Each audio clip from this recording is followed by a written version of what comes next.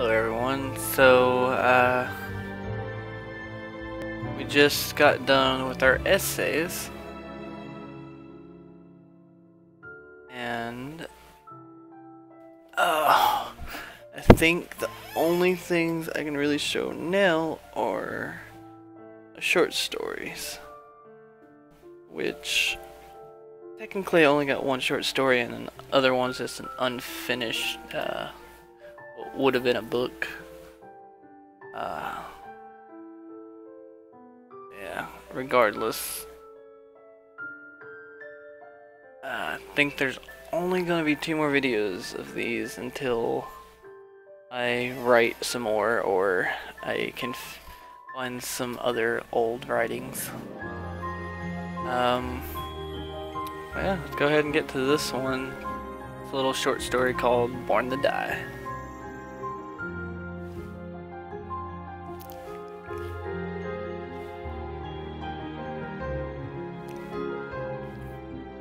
One must give up so much to receive respect in this world. His dignity, his morals, and his ambition. In a superficial world like we live in, one must abide by laws of the jungle to survive. You are either popular, rude, party-going, loudmouth, or the kid who stands by while everyone around him pushes him around, feeding on his weaknesses. By day, his anger builds. Every push, insult, and lie buries itself deep into his skin. Today, though, he was on to be different. He could take no more, standing idly by as the world desolates his soul, something he would not allow any further. Today, Eric Leon would seek 3 things: vengeance from those who harmed him, truth about his life, and salvation in death. The day started like any other day. Eric's alarm clock rings repeatedly until he graciously slams his hand on the table, missing his target, and swipes his arm along the top, causing the clock to collapse to the carpet. He yawns sleepily and raises from the spring mattress bed, which was a disaster from his constant turning. Although it has been 2 years now, Eric could rarely sleep without seeing the memories of his fiance's death. It tortures his heart severely, crippling all interactions with other people. Flashes of the scavenged house and the screams and the violated and mutilated body of his soon-to-be wife. He remembered every detail from that time, from what he saw trying to find her, every drop of blood and piece of tissue he saw when he did. He found his fiancée, Ashley, hanging upside down from a wall in his garage, stripped not only of clothes but her dignity, virginity, and flesh. The killer had broke her spirit before he moved into disembowelment. Eric had only seconds to speak to his love. By the time the cops got there, she had already bled out. That day, Eric had lost everything: his wife, his future, his reason. The past 2 years he struggled trying to find the meaning of his existence, and why it would matter if he just vanished. The only thing that kept him going was the memory of her. How she would want him to be happy and live life to the fullest. He remembered her smile, her silky blonde hair, and her emerald eyes that shift to blue when she was sad. Eric remembered all of this and tried to continue his life the way she would want him to. So, he pursued his art career, finding odd jobs like sidewalk portraits, traveling photographer, and security at an art museum, for landing a job as an architect for a new company that expresses creativity in their projects. About a year ago, Eric had lost the job due to the economy falling into turmoil. With his parents already deceased from poor health, he was forced to retreat to a motel. Having spent most of his time on improving his art, Eric did not have enough experience in any other field, so he ended up back in college to try and find a new career. As we know, school is brutal. Eric stands and turns to his dresser, removing articles of clothing from the drawers. From them he grabs a pair of black socks, a black five-finger death punch shirt, a pair of dark faded carpenter jeans, with slashes made into them by his knife. He walks sluggishly out of his drab room, grabbing his backpack and a few sodas on the way. Upon reaching the lobby, Eric is greeted by the clerk, a well-dressed and friendly character, contrasting to Eric's shaggy-haired, rugged beard and wrinkled clothes. Eric passed him, unaware of the greeting, and pushed open the cold glass door that led to the bitter streets of St. Cunningham. Just as he opened the door, the city grinded to a halt at the bus stop. Eric made it in time. When he found a seat, he opened the middle compartment of his backpack and pulled out a pair of black and red checkered Vans. His cans took their place, and as Eric tied his shoes, a quick movement caught him in the chin. "Excuse me," the guy says, snickering as he purposely rams his knees into the kneeling Eric. Zach the Bull Bullstrom, quarterback for the St. Cunningham Centaurs, and why Eric hated to ride the bus. Zachary was cocky, stupid, and dangerous when it came to his temper. Despite his massive frame, he was quite agile. According to him, everyone should worship him as the football phenom and star player on the college team. However, fame turned him to a self-absorbed bully who gets anything he wants one way or another. Eric despises the pure example of primitive combination of strength and stupidity. It had not been like this all the time, though. Eric and Zach were once friends until Eric stole his girlfriend. This was a lie, however. Ashley had no interest in Zach and never hooked up with him. He was young and naive at the time. Zach's hatred grew after her death, blaming Eric for not being there to protect her. Now he torments Eric every chance he gets to remind him of his grave mistake.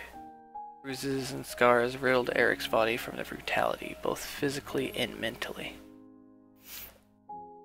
Eric holds his jaws and tries to hide the pain because, just like a wild animal, if you show weakness, the bull will continue to attack. Instead, Eric slouches on the seat as the bus moved forward along the foggy horizon. The world around him turns mute as he shuts everyone and begins his ascendance to a spirit world made from his imagination, the only place where he had peace and sanctuary. In moments, Eric drifts into an exhausted slumber. Screech! The rustic bus screeches to a painful loud stop, waking up Eric and jostling him on the street. A few mumbling people step out of the bus, including Eric and Zach, and start to travel the sidewalk. Eric sits his bag down and relinquishes the protruding skateboard from the top of the compartment. School was still a few yards away. He placed it on the ground, mounted, and kicked off down the sidewalk toward the solemn imprisonment of the University of St. Cunningham, a school highly renowned for the snobby rich kids that pay their way through and ignorant jocks who uses fear to pass their classes, as well as falling back on sports to support them. It is filled to the brim with violent, crafty, two-faced students who care little of anyone outside of their group. Eric, being somewhat a loner, was branded as an outcast and was always picked on and treated poorly. The professors do very little to help or prevent these encounters, so it is very much like the law of the jungle at the university. Eric arrives at the door of his school and begins to push it. Suddenly, he is met with a still instruction as two adolescent males barge in. Before Eric could recover from the fall, some force held him to the ground by his neck. Well, old friend. Looks like you're going to be late to class, Zach taunts, burying his shoes into Eric's jugular while his friends circle like vultures. I'm tired of seeing your face here. You need to just leave and never come back. You're not worth the breath or the time. You are weak. Why are you doing this, Zach? What happened? Eric struggles. You know exactly what happened. Zach kicks Eric hard in the abdomen. She wasn't. Eric begins, but is interrupted by another kick, this time in the jaw. Soon the other two joined in, mobbing the defenseless prey, but he wasn't defenseless. If he could only reach his backpack, the relief he needed resided in the confines of his bag, just a few feet away. Just then, Eric hatches his plan. He quickly reaches into his pocket, exposing several areas of weakness, and pulled out a grim black butterfly knife. He then maneuvers and stabs one of the bullies in the leg, pulls it out, and lunged at another, only to be tackled by Zack. The two struggle against each other before Eric slips away. He nearly makes it to his backpack before one of the jocks grabs him by the leg. Eric trips, but grabs his backpack. Zack starts to walk towards him, the butterfly knife in hand, followed by his henchman. Eric curls around his bag, gripping tightly. "What's the matter, Eric? Scared of little me? Or is it that the knife you tried to use against me?" Zack yells. "This is why you couldn't protect Ashley. You're a fucking pushover." Eric faces Zack, smiling with his eyes closed and head tilt. Smiling with his eyes closed and his head tilted. "Weak? Pushover?" He begins to chuckle. "So funny," Zack demands. Eric eyes open. His smile turns to an emotionless expression, and his face hardens to a wrathful grimace as he pulls out the pistol from his backpack. "Get away from me," he shouts, firing several shots. One hits Zack in the chest, while a couple hits his goons in the stomach and hip. The three fall to the ground. Eric walks over to Zack and whispers into his ear before firing 2 shots into the heads of the other.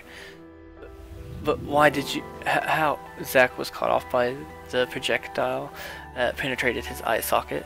As the blood trickled down his victim's face, Eric kneels to his knees, holding the barrel of a 9mm in his mouth. He pulls the trigger, but all that results is a disappointing click. A few days later, after his arrest, Eric is brought to court. "You're here because you are being prosecuted for the death of 3 college students at the University of St. Cunningham. How do you plead to the 3 deaths?" "There were 4.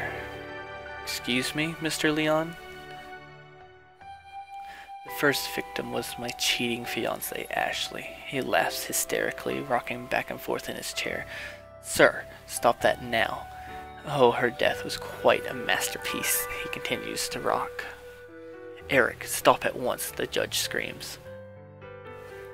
Suddenly, Eric's chair tips over and snaps. He picks up a piece of the leg and swiftly plunges it into the judge's cranium.